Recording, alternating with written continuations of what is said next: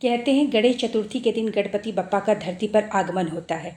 गणेश उत्सव 10 दिन का होता है। ये गणेश चतुर्थी से प्रारंभ होकर अनंत चतुर्दशी को गणेश जी की विदाई अर्थात विसर्जन किया जाता है। लेकिन घर में इच्छानुसार 1, 3, 5, 7 या 10 दिन तक गणेश जी को विराजमान कर सकते हैं।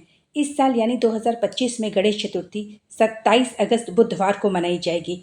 शुभ मुहूर्त की बात करें तो 27 को सुबह 11:05 से लेकर दोपहर 1:40 तक आप गणपति बप्पा को अपने घर में विराजमान करा सकते हैं, उनकी स्थापना कर सकते हैं। और विसर्जन की बात करें तो 6 सितंबर 2025 शनिवार को होगा।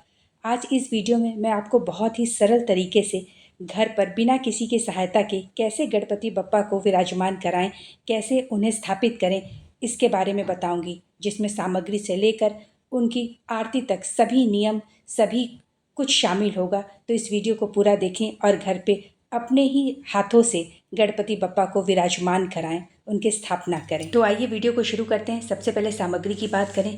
सामग्री सबसे पहले एक पास रख लेना चाहिए, इससे बहुत सुविधा होती है। सामग्री में हमें हल्दी, कुमकुम, सिंदूर, अबीर, भस्म, अक्षत, इत्र, जनेऊ, रक्षा, हल्दी की गांठ, थोड़ा सा चंदन पाउडर, धूपबत्ती, लौंग, इलायची, सुपारी, एक सिक्का रख लीजिए, कपूर। इन सारे सामग्री को हमें पहले एक पास रख लेना है। उसके पश्चात आप मोदक चाहें तो मोदक या कोई भी मिष्ठान, यहाँ मैंने गुड़ की पट्टी ली है क्योंकि गुड़ गणेश जी को बहुत प्रिय है और ये चढ़ाने से सारी मनोकामनाएं बहुत जल्दी पूरी हो जाती हैं। तो आप कुछ भी मिष्ठान ले सकते हैं।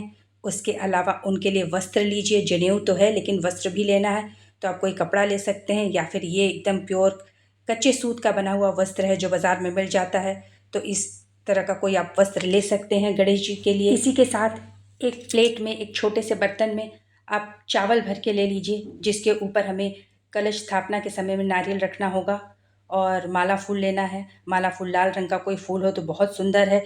उसके अलावा दुर्वा घास तो होनी चाहिए। आम के टल्लो ले लीजिए, कलश स्थापना में इसकी ज़रूरत पड़ेगी और सजावट में भी आप इसको इस्तेमाल कर सकते हैं। ये बहुत ही शुभ होता है। अब एक साफ़ स्थान का चुनाव करके, जगह साफ़ करके वहाँ चौकी रख के उस पर लाल सुंदर कपड़ा बिछाएं और चावल से नीचे बैठने के लिए एक आसन बना दें और चारों ओर फूल से श्रृंगार करें। घंटी, शंख, दिया सब कुछ आप पहले से वहाँ पे रख लें।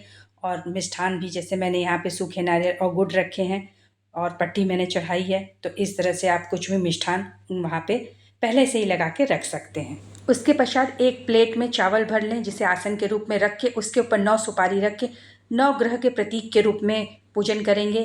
उसके बाद एक प्लेट में पुनः चावल रख के उस पर कलश रखेंगे और साथ ही एक छोटे से प्लेट में चावल रख के उसमें सुपारी के रूप में माँ पार्वती जी को और कोई भी गणेश जी की धातु की मूर्ति हो जिसको हम स्नान करा सकें, जिसमें हम प्राण प्रतिष्ठान के लिए पहले आह्वान कर सकें, वो रख लेंगे। अब इस तरह से सारी सामग्रियाँ देखिए मैंने कैसे एक पास रख ली है। ये गणेश जी को मैं स्नान कराऊंगी। पंचामृत से भी इन्हें स्नान करा सकते हैं क्योंकि मैंने जिस गणेश जी की मुझे प्राण प्रतिष्ठान करानी वो शुद्ध मिट्टी के हैं और उन्हें पानी डालते ही वो पिघल जाएंगे। इस वजह से मैंने पहले ये गणेश जी भी ले लिया है और इस तरह नवग्रह बना लिया है मैंने। तो आप चाहें तो आप नवग्रह की पूजा भी पहले इन्हीं के साथ कर सकते हैं, जिससे गणेश जी शुभ लाभ के साथ आपके सारे 9 ग्रहों को शांति प्रदान करें। पान, सुपारी, फल, जो भी चीज़ें आपको चढ़ानी है उस तरह से व्यवस्थित तरीके से आप रख दें सारे चीज़ों को। गणेश जी के स्नान के लिए पहले से ही पंचामृत और कुछ कच्चा दूध पहले से रख लें। कुछ पंचामृत से हम गणेश जी को स्नान कराएंगे, बाकी भोग के रूप में उन्हें अर्पित करेंगे। अब एक नारियल ले लें, जिसे पहले ही इस तरह से किसी भी रक्षा से बांध लें, आप मौली से बांध लें, नहीं तो लाल कपड़ा लपेट के भी रख सकते हैं। और सारी पूजन सामग्री पहले इस तरह से अच्छे तरह से व्यवस्थित करके अपने पास रख लें, फिर पूजन प्रारंभ करेंगे। माला फूल की अगर बात करें तो गेंदे का माला, गुड़हल का माला ये बहुत ही उत्तम होता है। साथ में दुर्वा घास होनी ही चाहिए, आम का पत्ता भी होना चाहिए। तो पहले कुछ पुष्पों के हार भी बना के रख लें। अब गणपति जी को चाहे तो आंख बंद करके घर में प्रवेश कराएं, उनके आसन पे प्रवेश कराएं। मैंने तो इन्हें ऐसे ही बिठा दिया है। उसके पश्चात दुर्वा घास की एक कुशा बना लें और उससे सबसे पहले जड़ का अपने ऊपर छिड़कें और अपना शुद्धिकरण करें। फिर सारे वस्तुओं के ऊपर जो भी हमने पूजा के लिए इकट्ठा किया उन सब पे जड़ छिड़क कर सारे वस्तुओं को शुद्ध करें। गंगा जल अगर हो तो बहुत ही उत्तम है। उसके पश्चात एक फूल ले लें, उसमें पहले चंदन का लेप लगाएं, उसके बाद उसमें अक्षत लगाएं, क्योंकि चंदन का लेप लगा के अगर अक्षत लगाएंगे तो अक्षत गिरेगा नहीं। अब इसे हाथ में लेकर संकल्प करें कि हे गणेश जी, मेरा नाम ये है और मैं अमुक गोत्र का हूँ और मैं अपने परिवार के साथ आपके प्राण प्रतिष्ठान की कामना से आपको अपने घर में बुलाने की कामना से ये पूजा कर रहा हूँ। मेरी जो भी अशुद्धियाँ हों, मेरे से जो भी त्रुटियाँ हों, उसे क्षमा करते हुए मेरी पूजा को स्वीकार करें। ये सब एक हाथ में दुर्वा घास लेने के बाद, इसे मनाने के बाद भगवान से क्षमा प्रार्थना पहले ही कर लें और उनसे आगमन की प्रार्थना करें और इसे वहीं पे छोड़ दें। उसके बाद एक फूल ले लें और उस पर थोड़ा सा चंदन और अक्षत लगाकर फूल, हर एक फूल को घंटी, शंख, दिया, सारे वस्तुओं के पहले हम पूजन करेंगे और उसके पश्चात गणेश जी के पूजन की तरफ हम बढ़ेंगे। अब जो हमने धातु वाले गणेश जी लिए थे उनको एक छोटे से प्लेट में रख के उनके ऊपर सारी वस्तुएं जो कि हमने ली थी, हल्दी, चंदन, कुमकुम, जो भस्म वगैरह था, सब कुछ उनके ऊपर लगाएंगे और माँ गौरी को भी उनके बगल में रख के उनका भी स्नान कराएंगे। स्नान हमने जो कुशा का बनाया है उसी से कराएंगे। स्नान कराने के पश्चात हम उन पर जल और जो पंचामृत हमने बनाया है उसका स्नान भी उन्हें कराएंगे, कच्चे दूध का स्नान कराएंगे और सारी वस्तुएं उन पर थोड़ी थोड़ी करके अर्पित करेंगे और हाथ जोड़ के उनसे क्षमा प्रार्थना करेंगे और उनसे मनाएंगे कि हे माँ, हे गणेश जी, हमारी पूजा को स्वीकार करिए। अब गणेश जी को हम वस्त्र धारण कराएंगे। माँ पार्वती को भी हमने जो मौली रखी थी उसका वस्त्र बना के पहनाएंगे। साथ में हम माँ पार्वती की पूजा करते चलेंगे। अब जनेऊ ले लेंगे और उसको तिरछा करके गणेश जी को पहना देंगे।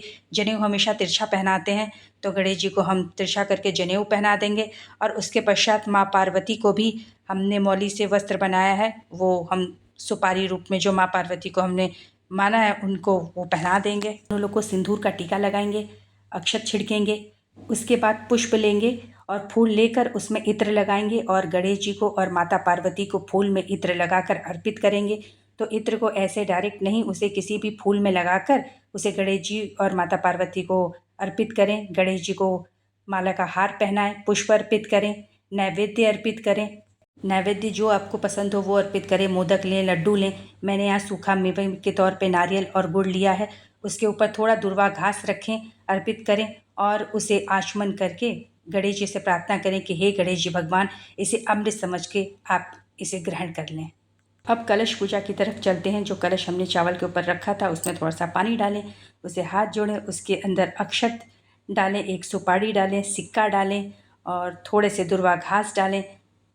कलश में अनावश्यक चीज़ें डालने की कोशिश ना करें। उसमें सिर्फ साफ जल, एक सिक्का, सुपारी, हल्दी की गांठ, अक्षत और दुर्वा घास डालें।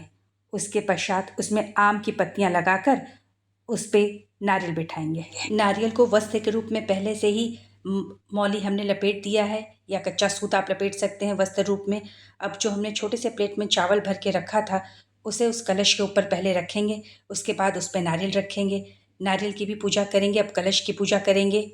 कलश की पूजा के लिए जितनी सामग्री हमने थाली में ली थी, रोरी, अक्षत, सिंदूर वगैरह, वो सब पुष्प पे लेके उस पे चढ़ाएंगे और प्रार्थना करेंगे कि हे कलश देवता, आप मेरे पूजन को सफल करिए। अब कलश को भी हम पंचामृत का भोग लगाएंगे। इसके लिए एक पुष्प में पंचामृत डुबोकर उसे नारियल के ऊपर चढ़ा देंगे और ये मान लेंगे कि पंचामृत का भोग हमने कलश को लगा दिया है। उसके पश्चात उस पर फिर से जल छिड़केंगे। अब कलश देवता को जनेऊ अर्पित करेंगे और जैसे हमने गणेश जी को और माता पार्वती को इत्र पुष्प पे रख के अर्पित किया था, उसी तरह एक पुष्प पे इत्र लेके उन्हें इत्र अर्पित करेंगे और उसके पश्चात जितना भी हमारे थाली में सामान है, जैसे सिंदूर, अबीर, गुलाल, अक्षत, ये सब कुछ एक फूल पे लेके उसे भी कलश देवता को हम अर्पित करेंगे और अंत में उन्हें एक माला पहनाएंगे पुष्पों का और उनसे प्रार्थना करेंगे कि हे कलश देवता, आप मेरी इस पूजा को स्वीकार करिए और हमारे घर में सुख समृद्धि लेकर आइए। अब धूप और दीप कलश देव को भी दिखा देंगे। हमने दिया और धूप एक स्थान पर जला दिया है तो हम भाव से मान लेंगे कि हमने इन्हें धूप और दीप दिखा दिया है। अब गणेश जी की प्राण प्रतिष्ठान करेंगे। ठीक वैसे जैसे हमने धातु वाले गणेश जी की पूजा की थी, बिल्कुल वैसे ही यहाँ पे इनकी भी प्राण प्रतिष्ठान करेंगे और इन्हें पहले जल से स्नान कराएंगे। उसके पश्चात पंचामृत का स्नान कराएंगे। इन्हें वस्त्र के रूप में जो हमने धागा लिया था वो वस्त्र पहनाएंगे। वस्त्र पहनाने के बाद गणेश जी को जनेऊ धारण कराएंगे और फिर हल्दी, कुमकुम, चंदन, अक्षत, अबीर और भस्म, इन सभी का तिलक करेंगे।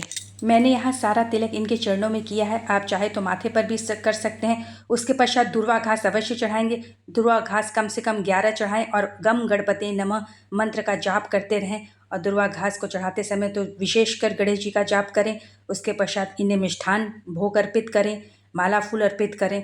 अब गणेश जी को धूप बत्ती दिखाएं और उनसे प्रार्थना करें कि हे गणेश जी भगवान, मैंने आपको अपने घर में, अपने जीवन में आपके आगमन के लिए ये पूजा की है और मेरे द्वारा की गई इस पूजा को आप स्वीकार करके मेरे घर में पधारें और मुझ पे और मेरे प्रियजनों पर अपनी कृपा बनाए रखें, समस्त दुख कष्ट संकटों को दूर करें।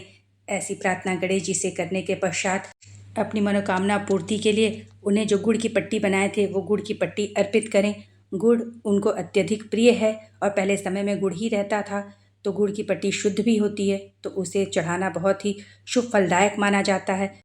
अब गणेश जी को पंचामृत अर्पित करें। जो भी भोग उन्हें अर्पित करें उनमें दुर्वा घास अवश्य शामिल करें और उसके पश्चात अंत में पूरे परिवार के साथ खुशी खुशी गणेश जी की आरती करें, उनसे प्रार्थना और क्षमादान मांगें और उनसे आशीर्वाद प्राप्त कर अपने जीवन को खुशियों से भर दें। तो इस तरह से गणेश चतुर्थी में गणेश जी का आगमन अपने घर में कराएं, उनकी स्थापना अपने घर में कराएं और अपने जीवन को खुशियों से भर दें। जय श्री गणेशाय।